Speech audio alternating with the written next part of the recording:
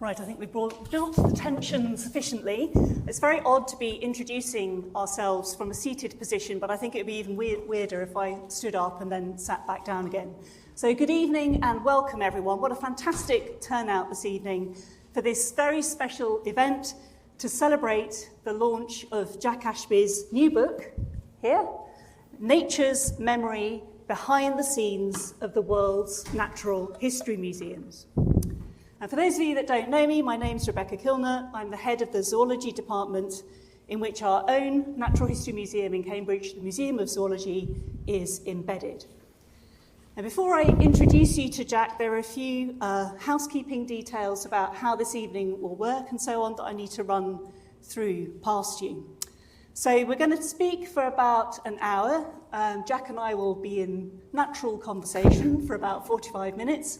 And then there'll be an opportunity for questions from you guys, which we very hope you'll join in for. And then at around 7, we'll decamp over to the museum, so you'll have a chance to go and have a look yourselves around the galleries and see it through fresh eyes, having heard all about Jack's insights in his book. And importantly, there'll be an opportunity for you to buy a signed copy of Jack's book, and a slice of book sales will go directly to the museum, so please stock up and buy as many as you can carry home. And last but not least, some very important fire-related instructions. So the exits are the way you came in. In the event of fire, we're not expecting a practice, so it's the real deal. If the fire alarms go off, please make your way either out of the back, if you're closest there, or out of these doors here, and I will lead you across the road to the assembly point over the way. I'm sure we won't have to do that. And Jack, where's Jack gone? Jack will be in that Jack back there will be in a resplendent high-vis, not this Jack. Did you know you were doing that tonight? Different Jack will be in a high-vis vest, so there'll be no doubt at all about what you have to do. All right, so without further ado, let me introduce you to the star of the show this evening, Jack Ashby, Assistant Director of the Museum of Zoology here in Cambridge, multi-award-winning author, Australian mammal expert, and last and very much least, keen Tottenham Hotspur fan. All right.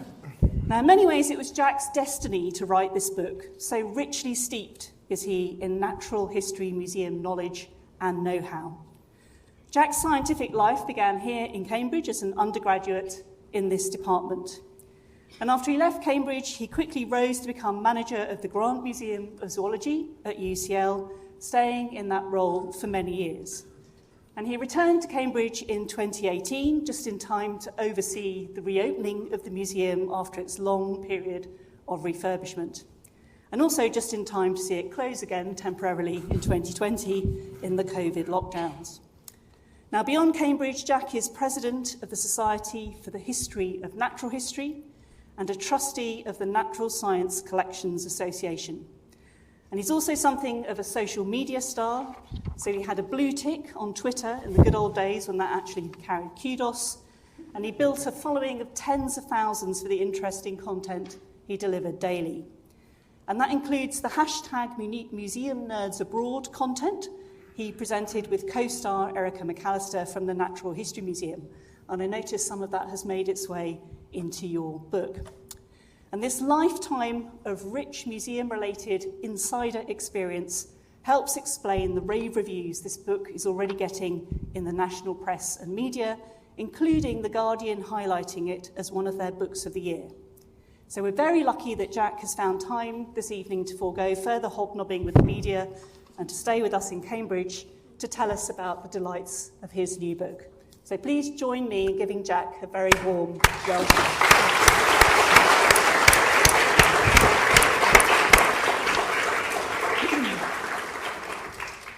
So Jack, I had the privilege of getting an advanced copy of the book, and I have to say it's a really wonderful read.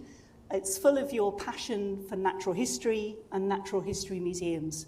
And it has some really amazing stories from both the front of house and behind the scenes. And it's obviously distilled from your professional lifetime of being deeply immersed in the museum world.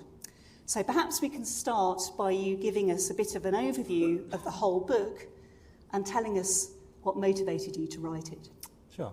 Thank you. And thanks for coming, everyone. It's lovely to see so many people here. So I guess the first thing to say about naturalist museums is how big they are. So, globally, we have well over 1 billion specimens in the world's natural history collection, which I think is pretty extraordinary. And when I guess anyone walks into a storeroom, you can think, like, I am in a room with 1 million animals right now. If you go into our insect store, you're in a room with 1 million animals, and you can kind of guarantee that there is something in there that fundamentally changed someone's understanding of the world. There's a chance that someone's going to come in today and see something that's fundamentally changed their understanding of the world. And for sure, there are species that are yet to be described in there. It's amazing.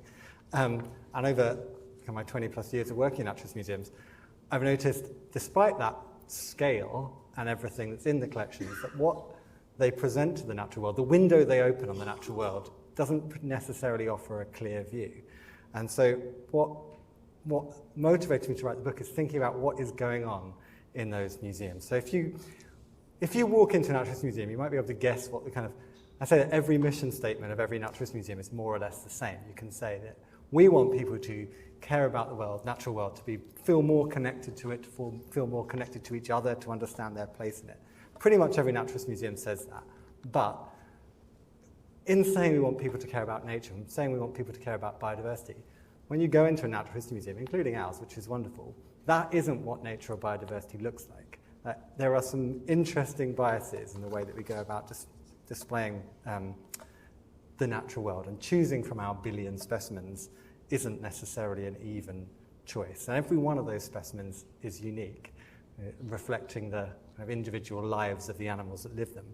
But all natural history museums look the same by some degree of approximation. So it's possible to write a universal tour for a naturalist museum, which I think is kind of extraordinary, and that is one of the things the book sets out to do. So I am interested in, and what I hope to encourage you to do next time you go into a naturalist museum, which hopefully is in about an hour's time, is to think about what is going on. Why have people selected these specimens over others? What have they left out? Why are some parts of the world better represented than others? Why are some kinds of animals represented better than others? What's going on is what I've been trying to explore in this book. Great. So it's really obvious from the way you talk now and from reading the book, what shines through is your love of natural history museums and your complete passion for them. But as you've already started to tell us a little bit, it's time to start looking at them with fresh eyes and to see a different take on what they're presenting us with. And so before we get going on the detail of that, perhaps you could start by telling us how you started your life in museums and how you developed your new take on the work that they do. Did you have a kind of eureka moment at a young age that set you on this path? Perhaps too, although I was like one of those children that I always had owl pellets in their pockets as a child, so like collecting stuff. Still do now. No, I guess there's kind of two significant influences, and one was at the age of 16 or 17 when I was unsure about what to study and where to study for university. And my biology teacher, Richard Wells, was friends with, by complete coincidence, perhaps not entirely coincidentally now, the curator of mollusks here, Richard Priest, who may be in the room. He's here, I think. Hello. Yeah. And my teacher drove me across the country here to come to this museum, and Richard took us behind the scenes and handed me 2 bottles. Here you go, he said, in one of the storerooms. Turn them around, look at them, and it says, Beagle Voyage, Charles Darwin. The reaction, like, it's, well, what if I drop these, obviously the first thing, but that is kind of like, museums hold amazing things. So that was like my first time behind the scenes after a childhood of being to the front of house many times in many museums.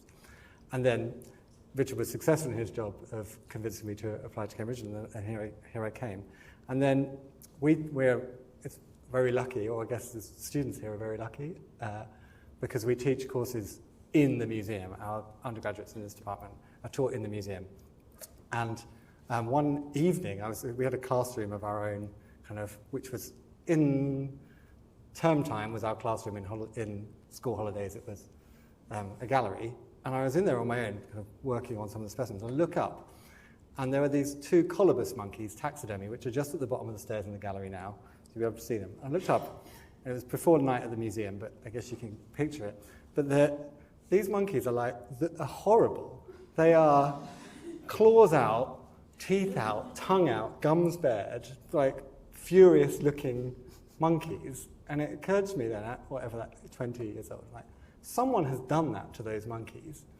Why have they done that to those monkeys? Why have they chose to pose them that way? And that is the first time I guess I realised that museums are made by people, and people are not necessarily scientific or apolitical, and there are decisions behind these specimens are also artifacts, also person-made objects. Yeah, right. So that's the kind of key point in your book, isn't it? That when we visit a natural history museum, we can easily have the illusion that we're seeing scenes from the natural world. But as you've already said, someone has chosen to pose the animal in that way. And so the display is perhaps more subjective representations of nature than we might at first realise. And the way that the animal's presented could tell us more about the values of the person. Goodness knows what the colourless monkey person was thinking. The values of the person that made the display than about the animal's true self in nature. So do you want to kind of elaborate a bit more on that theme and perhaps give us some more examples of the sort of thing you're talking about? Yeah, I guess in very broad terms. If you were to, close your eyes if you like, if you were to picture your mental museum, you walk into a natural history museum gallery, what do you expect to see there, right? And I would place money that you would expect to see a dinosaur or some taxidermy mammals, maybe colobus monkeys, or a whale hanging from the ceiling, right? So there are reasons why that is possible to create a mental museum, because that is typically what we put in them, but that isn't what nature looks like. So, they are not representative species of biodiversity. We completely overrepresent mammals in our galleries, when mammals. So I won't ask you to actually do this, but I won't ask you to answer out loud, but guess how many species of mammal there are in your head, and guess how many species of animal there are in your head. I'll tell you, there are about 1.5 million species of animals so far named. Of those 1.5 million species, only about 6,500, 7,000 are mammals. So like 0.4% of global diversity is mammals. But what we put in natural history museums are mammals. 60%, over 900,000 species, are insects, but hardly any spaces get given to insects. So insects, by far the most kind of important ecological actors, don't get any space. So again, if we're trying to make people care about biodiversity, we need to do better at insects. So that's a kind of very broad, perhaps less political and more about just personal taste, if you like. But my favourite, if that's the right word, kind of museum bias is when it comes to how different sexes are represented in the galleries. So it might not be surprising to think about, if you think about it for a second, that there are way more male animals on display in natural history museums than there are females, and you could probably guess why, and you might even think it's okay. Obviously in certain groups, particularly mammals and birds and big flashy butterflies and beetles, it's often the males that are much more attractive, so it might be much more brightly coloured, or they might be more impressive to look at with big antlers, horns, tusks, or whatever. So you might think it's okay, but I think it's interesting to think about nonetheless that if you've got, we have 2 million specimens here in this museum. If you've only got space for 4,000, that you're going to choose the most flashy, you're going to choose the most awe-inspiring, I think we can kind of understand that. But what doesn't make sense is two things. One is that bias also is represented in the stores. So the scientific collections that are not on display are also significantly male biased. And that is for a few reasons, but certainly because the people that collected them perhaps thought that the males were more sellable, or that the males shooting an animal with massive tusks or antlers made you feel kind of much more epically manly. Though I guess, if you've got a high-powered rifle and they don't, then that's not the fairest of matches. But anyway, there might be a reason, or there are biological reasons. Sometimes males are easier to catch. Or see. Or see, yeah, if they're much more brightly coloured. But there's more to it than that. But thinking about that bias is important, because it means that the science that's done on the collections is biased too. So it means that, as so many things, when you make a conclusion based on maybe 1,000 specimens, if 60% of them are male, then you're biasing your understanding against females. But back in the galleries, it's kind of remarkable to think about how the males and females are displayed. So if you look at any naturalist museum with a taxidermy bird collection, this is work done particularly by my colleague Rebecca Machin, you will see that the males are higher up, not only higher up on the shelves, but higher up on the shelves, but also kind of puffed up and looking domineering, and the females are often literally bowing in supplication below them. That's got absolutely nothing to do with natural history. It's just how we work in the department. But this is how, this is how dead birds prop up the patriarchy. And it's not because the taxidermist has, thought, go into the workshop, how can I diminish women today? It's that they are reflecting the kind of ingrained human social bias in the way that they represent species. I think that's, like, once you get your eye on, you'll see it in every gallery. It's kind of universal. So we can't really talk about natural history museums without talking about dinosaurs, not least because we've got the director of the Sedgwick Museum here in the front row gazing at us. But even these icons of the natural history museum world, they kind of fall under your critical gaze. Even Dippy, star of the Natural History Museum in London. So tell us a bit more about that. Yeah, I should admit, I guess, that I don't really care for dinosaurs very much. Sorry. No, this is. I mean, the dinosaurs deserve a lot of respect. It is objectively astonishing that something that hatches from an egg the size of a football can grow to be the largest animal that ever walked on Earth. That is amazing. And from a museum point of view, we should also be grateful for them because they act as a kind of gateway drug into natural history for a lot of people. But my problems with them are twofold. One is that they take up so much space. And I do mean that literally. But not only literally. Like, it is interesting to think, if you've got a, 25-meter long dinosaur, how many platypuses could you put in there instead? It's like, but I'm being silly, but it's, they take up a huge amount of space. And it is amazing. There was a Momentosaurus on display in Nottingham a few years ago, and it was, in order to fit it in the museum, they had to stand it on its back legs. This is this massive sauropod dinosaur. It was, amazing. It was amazing to see. But yes, they take up a lot of space, but they also take up a lot of kind of mental space in the public zeitgeist. So even news stories that aren't about dinosaurs end up being written about dinosaurs. Remember there was the giant ichthyosaur found in Rutland Water a few years ago, where one of the biggest marine reptiles ever found in the UK, and the headline was Rutland Sea Dragon Dinosaur Dolphin discovered. And it's not a dinosaur, a dragon, or a dolphin. It's a marine reptile related to lizards. But anyway, they distract us from a lot of things. There's one reason why I don't like them. But the other thing in museums to think about is that they're not real, including Dippy.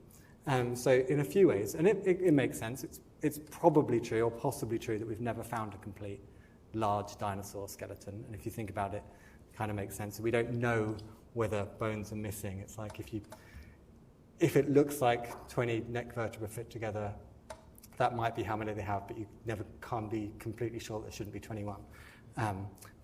So what they end up doing is they end up building composites out of lots of different animals to make one complete dinosaur. And then because there are so few to go around, they end up casting it and sharing it with museums around the world. So Dippy, the Diplodocus that was until, I forget when, 2015? No, 20, yeah, that's about the time we got the whale. It's around then. Dippy was in the main hall of the Naturalist Museum. There's now a bronze cast just outside, which is stunning. And now we've, of course, got the blue whale, which is great. But people in London, I think, probably imagined that was their Dippy and they were going to have this relationship with Dippy. But Dippy is also on display in La Plata, in Argentina, in Bologna, in Madrid, in Paris, in Berlin, in Moscow, and I'm missing some, I'm sure, Vienna. So they're all casts, and they're all casts of the specimen which is in Pittsburgh, in the Carnegie Museum. But even that original is actually made up of at least 6 dinosaurs, including the fact that the legs don't even belong to a Diplodocus, they belong to a Camarasaurus, which is even closely related. And they knew that when they built it, and they don't necessarily label Diplodocus and Camarasaurus. And then a few years ago, it was found that the head of Dippy, of the original Diplodocus, probably doesn't belong to a Diplodocus either. It belongs to a new species of dinosaur called Gallimiopus, and it's probable that we don't well, the head of the Diplodocus has never been collected. We don't know what the head of a real Diplodocus looks like, which I think for one of the world's most famous dinosaurs is pretty astonishing. So I'm not saying that museums are making it up as they go along, but they're not necessarily completely honest. We're not doing that, are we? We're not doing it. We don't have any large dinosaurs here, so that's you have to fine. go to the road for the fake stuff. So yeah, the dinosaurs they're great, but there's some things worth issues. unpicking, I think. Okay. So that kind of brings us to the end of the first part of your book, which is all about seeing how museums present the natural world through this very subjective human filter, and showing us really how museums are products of the societies in which they're embedded. And it's almost impossible for them not to be that because they're products of human endeavour, right? So that leads us very smoothly into the second part of your book, which focuses on how the collections came to be assembled in the first place. So perhaps you could tell us a little bit more about that part of your book by focusing on the museum here in Cambridge. Where do our collections come from, Jack? That question, where did you get all this stuff, is the question that people ask, and have always asked when they walk into a museum like ours. And I think when I started working, people would come in and they'd be like wide-eyed, where did you get all this stuff? Like awestruck. And now I think their tone has shifted and it's more like, where did you get all this stuff? And and our museum, any naturalist museum, we could tell the story of. And as you say, it's because museums are made by people. And I think this is a kind of a field of work that people in other museum disciplines has obviously been thinking about for a long time. Like, what are the circumstances in which these collections were made? Obviously anthropology museums, archaeology museums have been thinking about this for decades. We're just catching up over the last few years in naturalist museums, but I think it's obvious that the same circumstances, the collections were made in the same way, and so thinking about how were the collections made, why were museums made in the first place, and what kind of the Victorian economic ideals, colonial ideals that our museums were built to help prop up is worth thinking about. And I think it's worth saying that this is really only kind of adding relevance to them. We know that there are amazing stories about animals and nature that they tell in there, but also saying there are stories about people too is it only increases their value. So our museums, first thing you see when you walk into our gallery after you've seen the whale is a dodo. And I think dodos are a pretty perfect example, a perfect way of thinking about colonial histories and naturalist museums and how they connect. And the first thing to say is dodos are extinct because of colonialism, like many species. And if we think about it, many of the threats that environments are facing right now are legacies of colonialism. So often habitat destruction, introduced species being moved around the world, mineral extraction, other resource extraction, are all kind of colonial legacies. But the dodo lived on the island of Mauritius, which was uninhabited by people until Dutch, Portuguese, Flemish, French sailors started visiting there at the end of the 16th century. Within 100 years, it was extinct. Because mainly, yes, sailors did eat them, but also they brought with them rats, cats, dogs, monkeys, goats, eventually tenrecs, which ate dodos and dodo eggs and chicks. So they were extinct because of colonialism, and that's worth saying. And then what's interesting, actually, as you go into our gallery, you'll see there is what is one of the most complete dodo skeletons in the world. It is, again, a composite, like the dinosaurs, and it's brown. Nearly all dodos you'll see are brown because they come from a swamp. They weren't collected whilst dodos were alive, as it were. We have, in the same case, we have a skull, a beak, a head, and a foot, which are plaster casts of a dodo, which are more or less the only specimens of dodo that were collected whilst dodos actually existed. Everything else, 99% plus of all dodo material in the world, was collected however many years, 300 years after their extinction, so, which is why they're brown, because they all come out of a swamp. And what happened was, as the story goes, in 1865, either an English school teacher called George Clark discovered these bones in this swamp amid a kind of a real desire to find dodos among European museums. Dodos went extinct before museums as we really recognize them were founded, which is why there are so few. So either George Clark found it or this railway worker called Henry Higginbottom found these bones. In a swamp in the Mauritius. swamp in Mauritius. Right. And then George Clark orchestrated this auction where pretty much every museum in the world bought their dodos. So hundreds, if not thousands, of bones were found in this incident in 1865. What that misses out is, firstly, it is more than likely that the people that found the bones were actually indentured Indian railway workers who were working to cut a railway through the swamp to carry sugar and people on the plantations, which is whole colonial story. You could talk about sugar, obviously. But then even if it wasn't them that discovered the dodo bones, it was certainly them that excavated them. So Clark sent them into the swamp barefooted to feel for these bones with their bare feet, with kind of their arms floating between catamarans of logs to feel in quite, obviously kind of dehumanizing conditions. And they found pretty much every dodo bone that exists. So literally 99% of museums wouldn't have any dodos if it weren't for these people. So that's the second way that museums connect to colonial histories, is that the way we go about telling these stories often omits a large diversity of people who are actually responsible for these discoveries. And the third way is really answering the question, how did we get this stuff?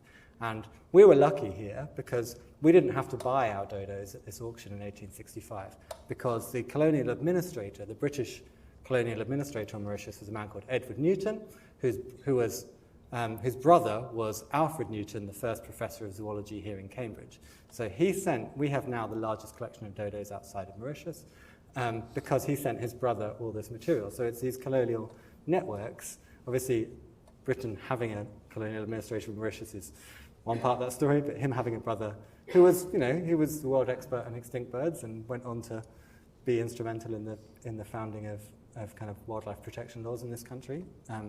But yeah, that's how we got the dodo, and I think that's those three themes of why they're extinct in the first place, who actually collected them, and what stories we tell about them, and how did they end up here, are all a good introduction to how museums connect to the colonial project. Fantastic. So you write really powerfully, actually, about how some of the histories behind the collections, because of those reasons, can be quite troubling, because they're explicitly connected to some of the more disturbing and exploitative aspects of our colonial history. So do you want to elaborate a bit on that? Yes, there's a few examples of that in the book, but one is that during lockdown, COVID lockdown, I was doing this quiz on Twitter every day, more or less, where I'd take a close-up of an animal, a specimen in the museum, and say, can you guess what it is? Very simple. Guess what this is?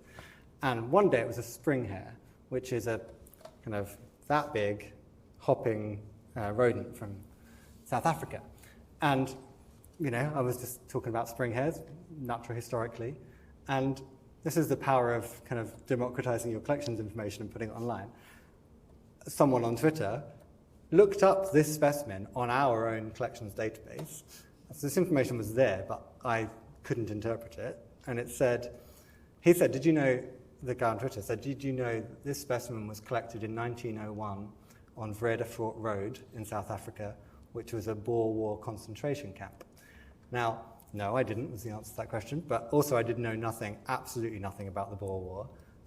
But having been told this, I've kind of delved into it quite deeply, and what it turns out is this specimen and about 1,000 more at the Natural History Museum in London, a few more here, and many hundreds now what we call at the South African Museum, were collected by a British soldier called Gerald Edwin Hamilton Barrett Hamilton, who was a British soldier stationed as one of the people running concentration camps in South Africa. Now, if you're like me, you might not know that the Boer War concentration camps are more or less the first example, or certainly one of the first examples of concentration camps anywhere in the world.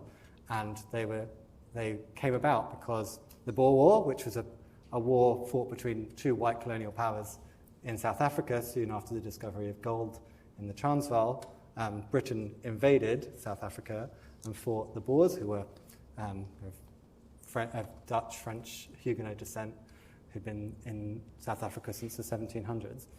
And the way the kind of fighting tactic was this scorched earth policy where they burned all the farms and all the land to stop Boer fighters from kind of being able to seek refuge in family farms. But it also kind of burnt the home for everybody else, so thousands of black Africans and other people who weren't fighting. They all were kind of moved into concentration camps, and in these camps there wasn't enough food, there wasn't enough water, there wasn't enough shelter. Over 44,000 people died, far more than half of them were children under 16. And Barrett Hamilton was one of the people running these camps. He was the artillery instructor. And according to letters in our archive, in his leisure time, he was collecting natural history specimens and sending them to here and London and Cape Town.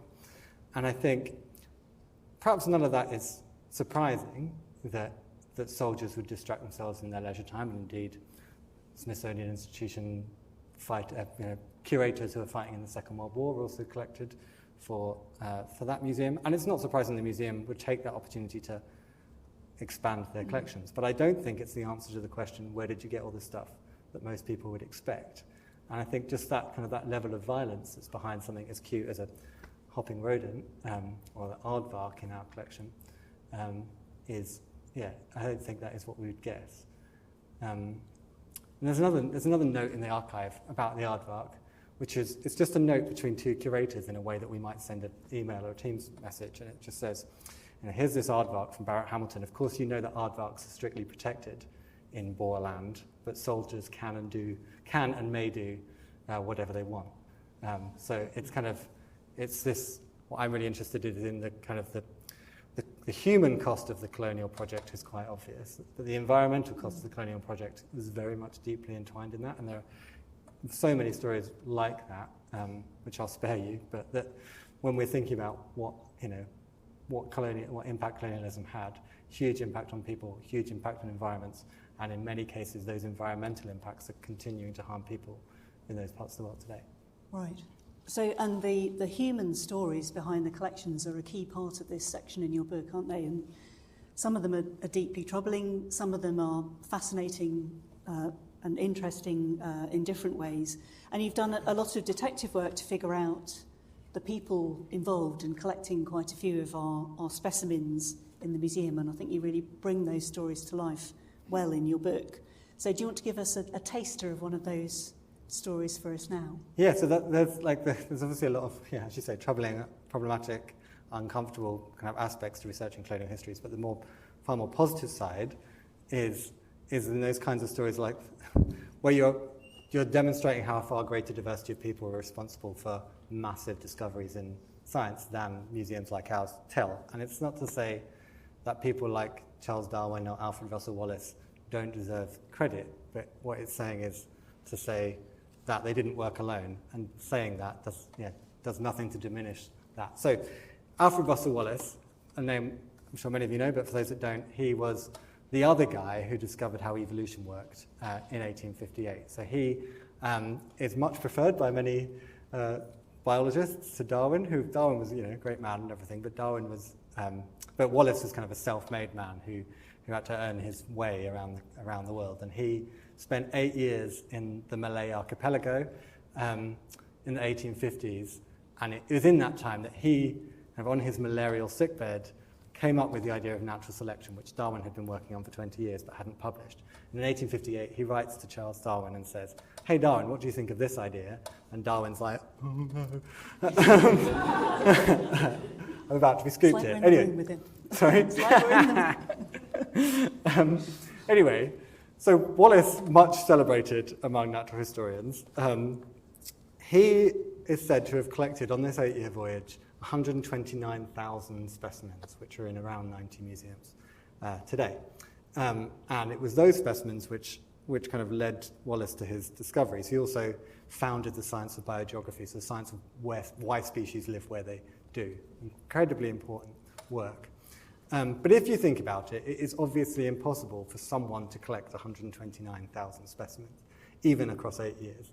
Like, undoable. And so I was reading his travelogue, The Malay Archipelago, which is still in print. It's a good read. And he was talking about this occasion where he came across the greatest zoological discovery, I think, in his opinion, of the voyage, and that was a new species of bird of paradise, which we now call Wallace's standard wing bird of paradise. In the published literature, so in what Wallace published himself, he is very clear that he didn't discover this bird, that it was one of his Malay field team, who was a 15-year-old boy called Ali from Sarawak. In fact, and so I was thinking, okay, I'm reading. He talks about Ali coming up to him and saying, here, look at this, what a remarkable bird. And not only did he collect this specimen, but he also described its natural history. He described how it dances with its standard wings stuck out. A dance which David Attenborough replicated when he opened the museum here and installed that specimen on display. Anyway, I was thinking, reading this book, I wonder if it's possible to trace where that bird is right now, knowing that we have an incredible collection of Wallace's birds of paradise. And confidently, yes, we do actually have that individual specimen here, which we can now say, despite the fact that the label says collected by Alfred Russel Wallace, it was actually collected by this Malay teenager. And in fact, Ali and another teenager from Celebes called Badaroon collected at least half of the birds in Wallace's collection. And so I guess we're just trying to share the acknowledgement, share the credit to say that Wallace didn't work alone, and these major discoveries were made by these teenagers who have hidden heroes. Hidden heroes, although it is interesting in this case. It's an unusual case because Wallace does give Ali the credit, but then kind of the system of science has decided to ignore that and call it Wallace's standard wing bird of paradise, scientific name Semioptera wallacei. So in the vast majority of cases of research I've been doing, that information of who actually collected the stuff is hidden deep in the archive. It's certainly not on the labels. It's not in the published literature. It's kind of backhanded, in between the lines, comments in letters between collector and museum that is really hard to find. Right. So interesting. So we start off the book learning about these human-imposed biases. We go on a kind of slightly darker detour in the middle of the book, sometimes enlightening, sometimes uplifting, sometimes troubling, behind-the-scenes stories of how collections came to be. And then we end the book with this very positive call to arms. And you do an absolutely brilliant job of persuading the reader that the historical nature of the natural history collections actually means that they are uniquely positioned to help us save the natural world today as we confront and try to arrest the shocking loss of biodiversity that's going on all around us right now. So perhaps that doesn't seem at first sight possible that something from long ago could help us solve this crisis that's very much of today. So could you explain a little bit how you see that working? Yeah. So it's where the book's title comes from, Nature's Memory, and it's so shifting baseline syndrome is a thing in ecology where growing up in the 80s and 90s, my baseline for what I think the natural world is like is what the natural world was like in the 80s and 90s. So I might think today, where have all the garden birds gone? So I don't see house sparrows very often. Where are the moths and crane flies that used to be bashing against the window at night? Where have they gone? Might also think there are way more whales and tigers than there were in the 80s. My grandparents' generation would have a very different baseline for what they compare the state of the world today to what they think is normal. And the problem is shifting baseline syndrome is basically, as time goes on, the baseline for what people think is normal shifts as people get older and new generations come along.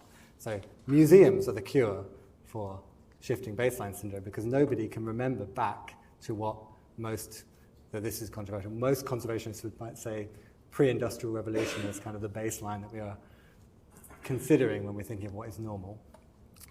Museums can remember that far back.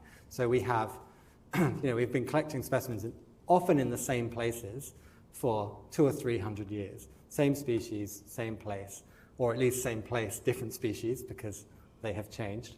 And so collections like ours can be incredibly helpful when we're trying to think of trying to work out exactly how to do conservation today. That we, so we have in our collection in Cambridge, we have a nice local story of about tens of thousands of insects that were collected around Cambridgeshire by a local clergyman called Leonard Jennings, who is not famous for being the person who said no to being the naturalist on the Beagle. He's famous. Well, he is famous, but he's not as famous as he might. I always ask if anyone heard of Leonard Jennings.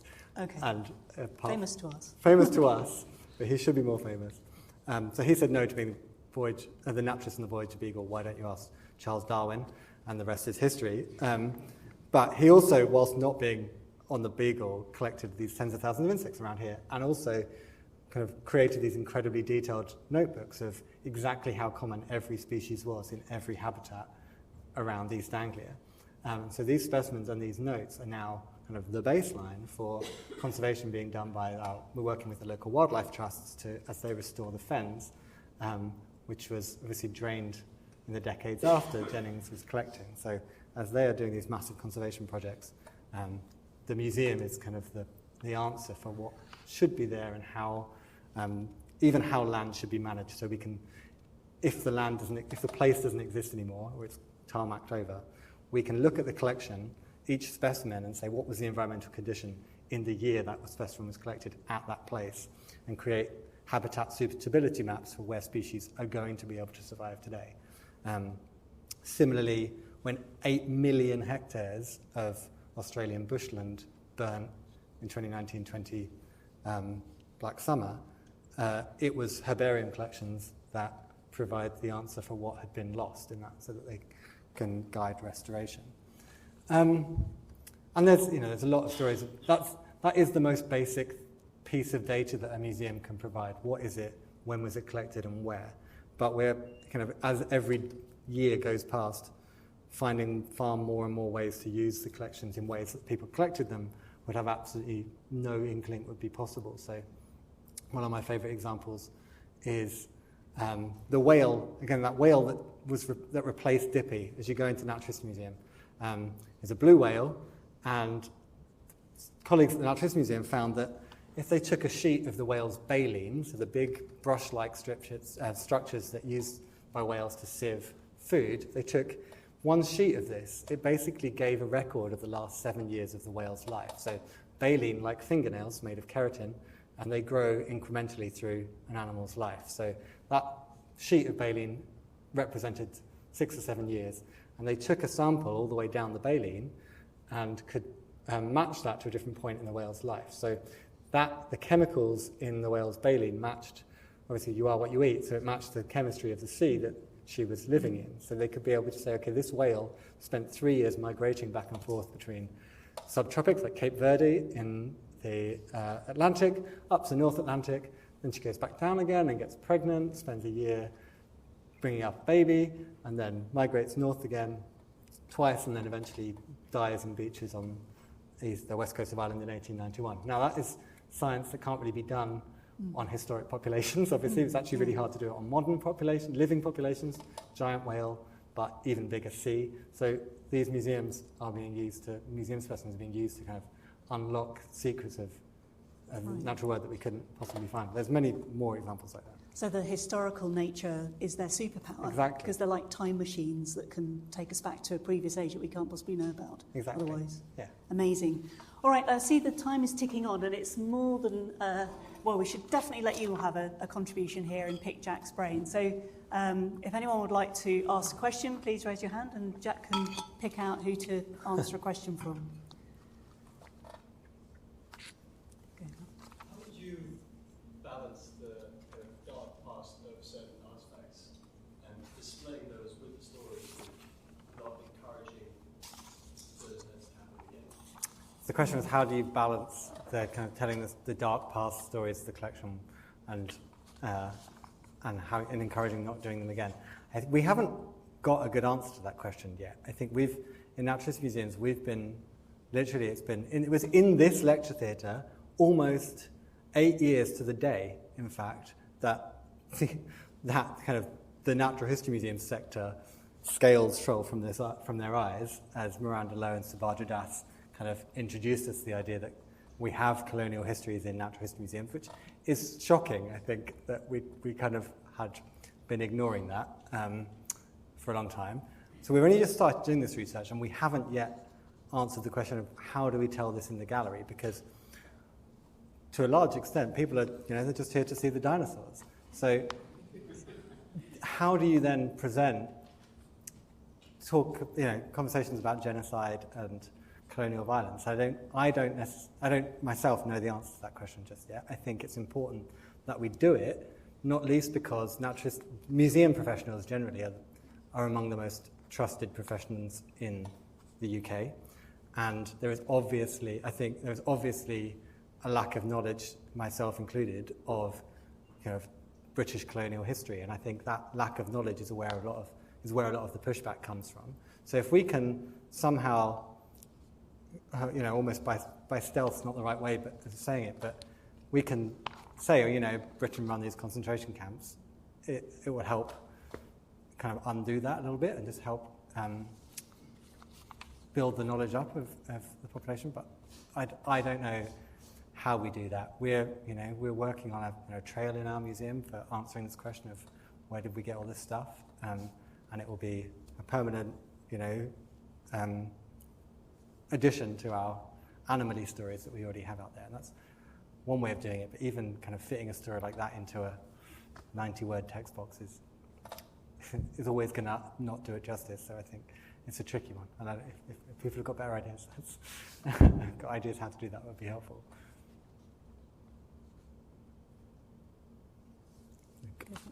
Jack, could you talk us a bit more about the kinds of artistic decisions that taxidermists and others are making in relation to sort of conventions for depicting birds and animals? Is there how does that interaction work?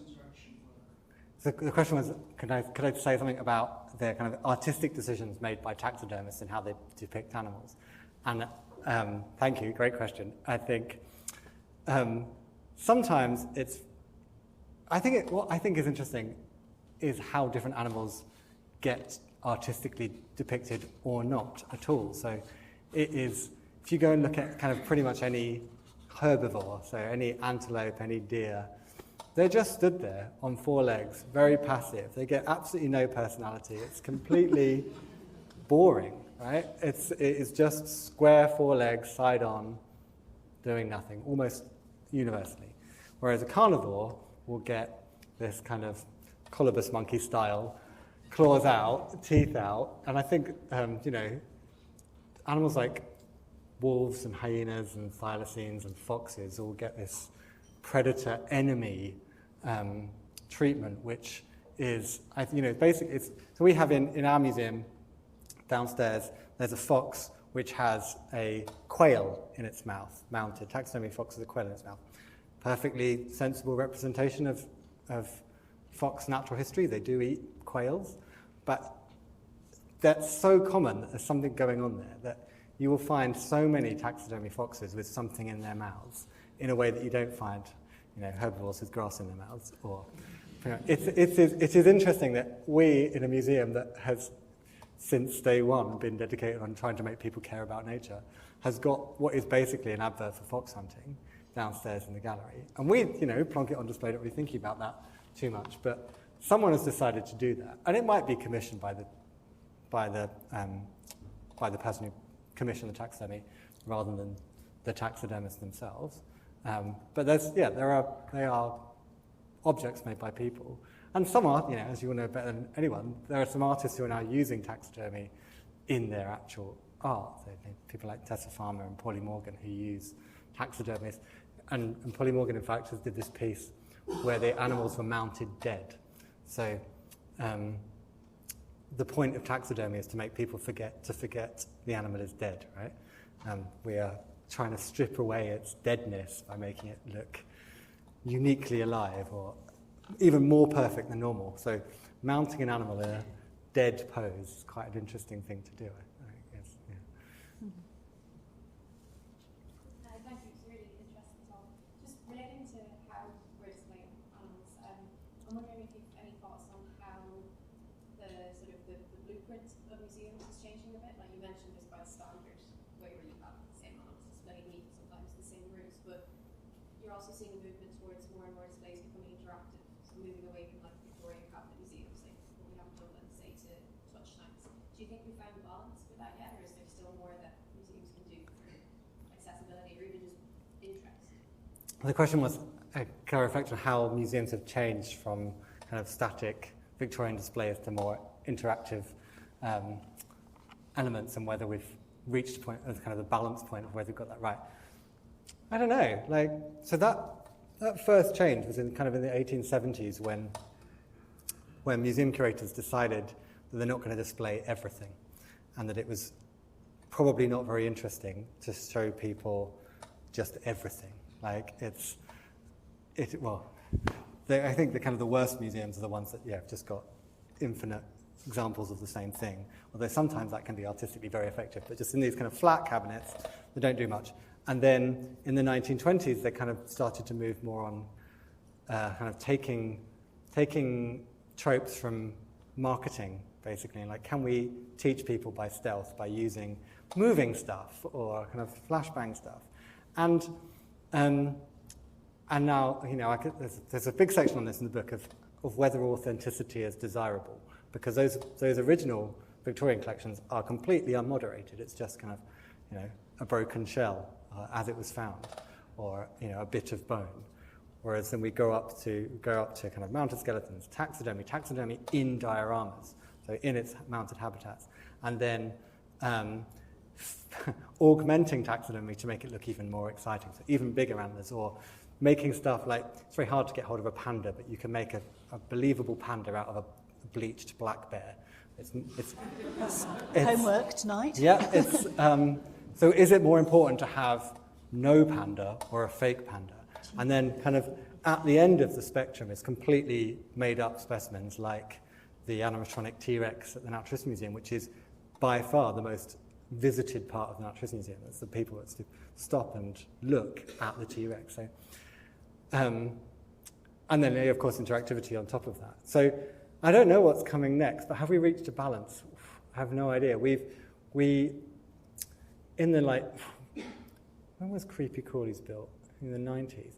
The Natural History Museum built its current, I'm pleased to say, announced a few months ago, it's being disbanded. But the insect gallery, the Creepy Crawlies gallery, literally called Creepy Crawlies in the Natural History Museum, has, firstly, it's not just for insects, it's insects, as I say, largest group of animals, shares this gallery with crustaceans and myriapods and arachnids. Massive anatomic scorpion in there, very popular. It's only got 3 real specimens of insects in the kind of insect corner of it. And so there was this move towards big, giant plastic things in the 90s, and I think we are moving back to actually specimens are valuable, and we're finding far more creative ways of showing beautiful specimens. I don't know. You could tell them about our AI stuff, Jack. Indeed. Here in this museum, right now, you have the opportunity to talk to our specimens. So you can't get much more interactive than that. We're the first museum, we think, anywhere to allow visitors to have a conversation with the museum object from the object's point of view, using some very sophisticated AI. It's brilliant. I was skeptical. It is brilliant. Have a go.